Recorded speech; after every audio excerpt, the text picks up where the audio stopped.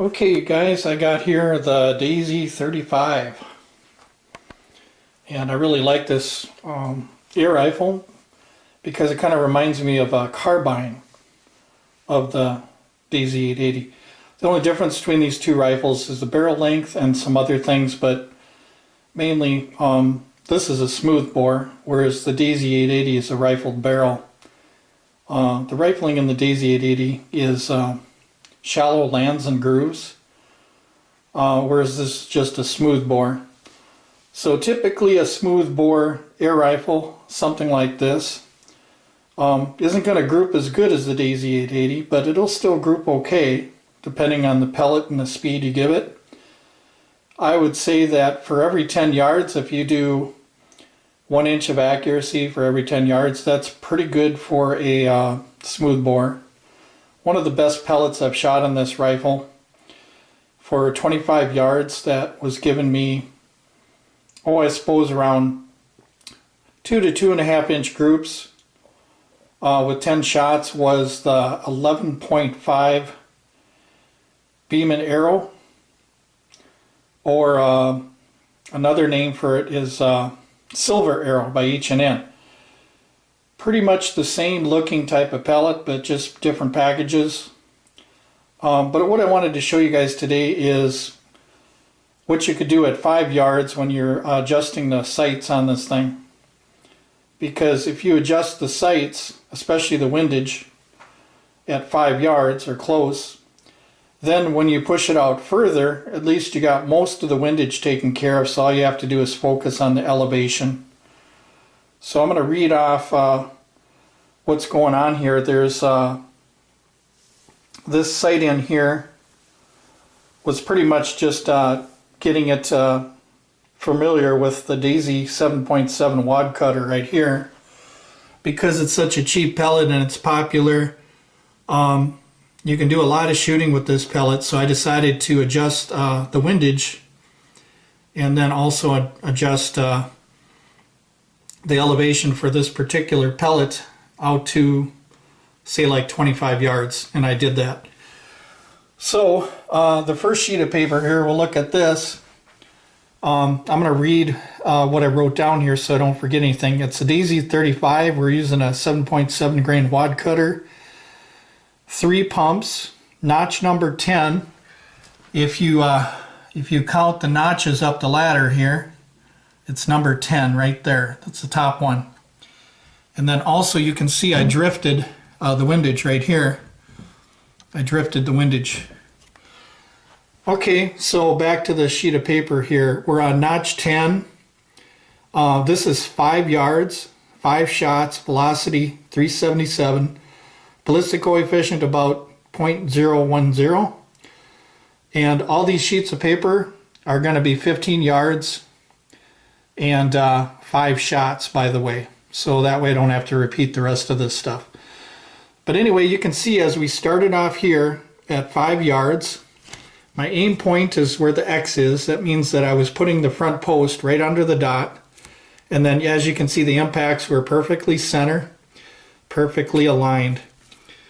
So from aim point to where the impact was, it was plus a ½ inch for 377 FPS. And then we go to, from 5 yards, we go to 10. And 10 yards, we can see here that I was aiming here and it was hitting 1 inch up in this area. So 4 shots went right in this area. And as I was saying, that's about an inch, about 3/4 to 1 inch right here, so that's good for a smooth bore. 1 inch is common for a smooth bore like this to group at 10 yards for 5 pellets. I don't know what happened on that one, but you know, smooth bores are unpredictable. They'll do things like that. They'll throw a few shots off, but that's just the nature of a smooth bore. So as you can see, I'm aiming here, but I'm still going up, and then 15 yards, I'm still going up. There's my aim point. I've gone up 1.5 inches, and you can see there it's about 3/4 of an inch to an inch, which is really good at 15 yards for a smooth bore. But like I was saying in other videos, you might have to try, you know, 10 shots just to see how it's doing.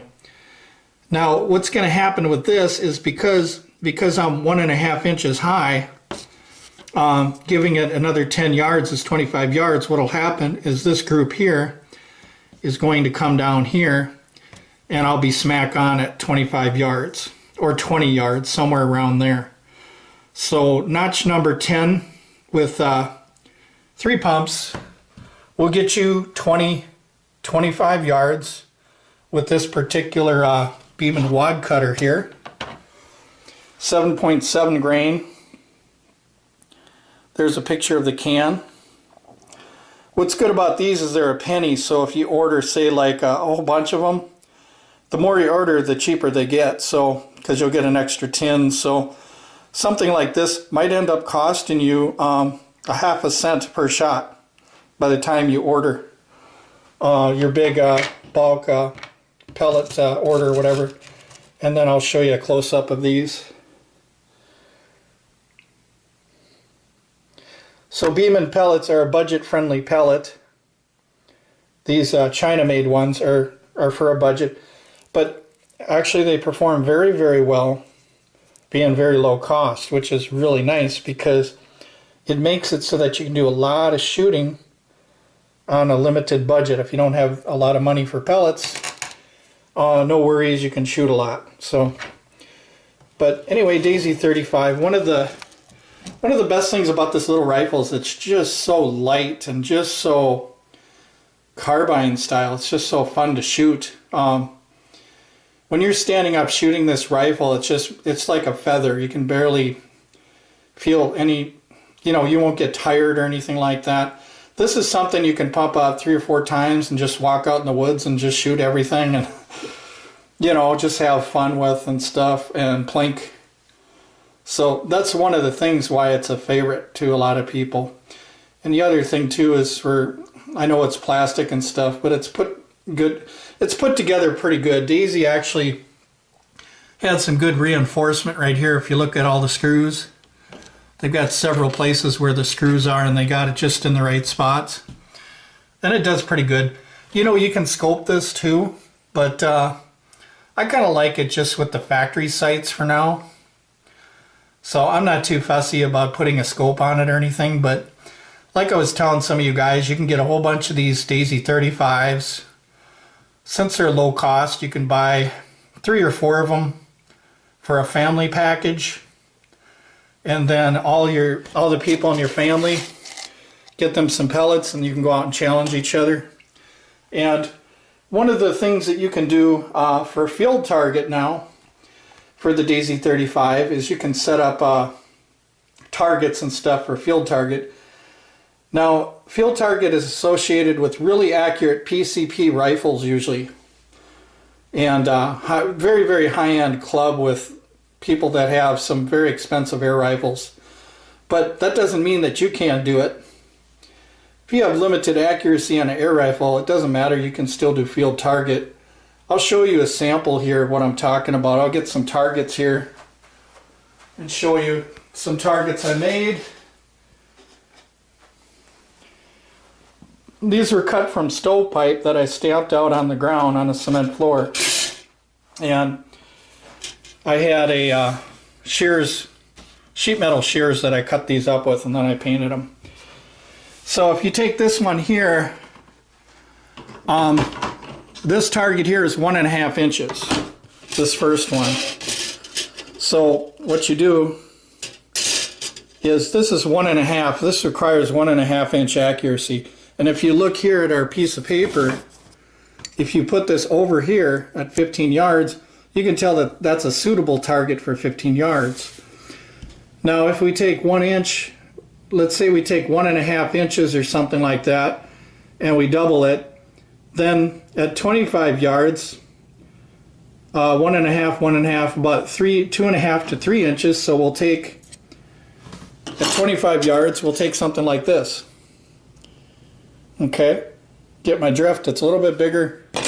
It's a bigger target, but still needs some skill to hit it. So this here is just a little over 2 inches. So this would be a great target for 25 yards.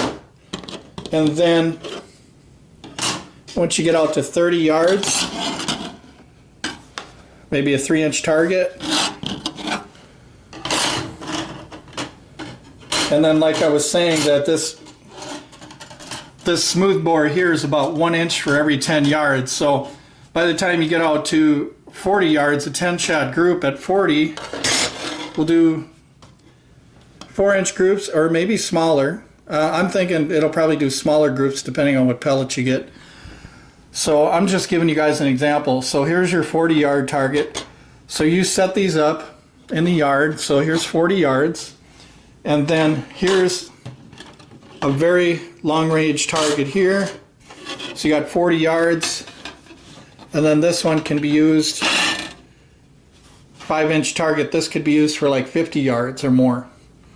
And then after that, you're going to notice a lot of accuracy problems because this is not a long-range air rifle and it has a low velocity, so it's not really a high-velocity air rifle. I'm going to leave in the description the velocities for all the pumps on this pellet in the description. So when you see my video, you want to look down in the description bar, and in that description I'm going to leave 1, 2, 3, 4, 5, 6, 7, 8, 9, 10 and tell you what all the velocities are. And you guys got the ballistic coefficient of 0.010, so you can use that to do calculations as far as what you think the drop will be. If you live in an urban environment, sometimes it's hard and you might need some charts. You might need a computer to figure out what kind of drop you're going to get if you're going to shoot across a distance or something. You know, if you're in an urban area. But rural areas, you don't have any problems because you can just shoot all day at any distance. I live in town here, so I have to be careful. I only got about 40 yards maximum here. But I also have a range membership, 100 yards, a private range that I go to that's only exclusive to certain members. Rifle range where I shoot my 17 HMR and 22s, and I usually shoot low-cost, small caliber rifles because I love shooting so much. That's all I can afford. So yeah, it'd be nice to get a nice 308, you know, a nice free-floated barrel and do some long range distance stuff, but I really don't have the money to do that. And if I got addicted to it, I would probably spend all my rent money just on bullets because I'd be too addicted to the sport. So, because you know me, I'd want to know all the details about the groupings and do all kinds of tests. So I just stick with the 17 HMR, you know, and have a little fun with that. So what you could do with this Daisy 35 when you get it is, since this tin is only $5, what I would do is every time you do a grouping, save the paper. For instance, this is 500 and this is 5 shots. So if you had 100 of these, then you would have all your history of this tin. So that's how I find out how accurate a rifle is I take the history of all the shots on paper, I lay them down on the table, and then I measure them, and then I divide, say like by 50 or however many pieces of paper I got, I divide. And that's how I'm able to know what the accuracy is, what you can expect, what you can't expect, that kind of thing. And what are the better pellets. But like I was saying before, even though this is a smooth bore, no two rifles are going to shoot exactly the same, but they will compare in some ways with certain pellets. So when you're doing sight in, once again, try to sight it in for windage close range and then worry about your elevation later. I always like to sight in close range at 5 or 10 yards. Now, a lot of people were wondering why you know, Stephen Archer and stuff, why he was sighting in rifles at 10 yards. He's a pretty smart guy. He knows what he's doing. The whole purpose of sighting in an air rifle at short distance is to get your windage set, mostly, so that if all the pellets pile up in the same hole, you know what your windage is. Then your turrets on your scope, you can always raise your turret, so it's not a big deal. You don't necessarily have to sight it in at 25 yards first and then 10 yards later. You can do it either or. You can sight it in at close range and then find out on your dials how far you have to click to get it to 25 yards. And that works really good once you learn your turrets and stuff. Once you learn your turrets on your scope, and you've done it quite a few times, you'll know exactly where to set it. The thing about air guns is there's hundreds and hundreds of different types of 177 pellets. So what I would do, get familiar with one type of pellet like this wad cutter here. Get familiar with it, use the tin for a while, and then start monkeying around with your pointed, your round, and stuff like that. So anyway, you'll probably see more videos on the Daisy 35 because I am really excited about low-cost air guns. Even though they have limited accuracy, like I said, it doesn't mean you can't have any fun. It doesn't mean you can't challenge yourself. You don't need precision accuracy.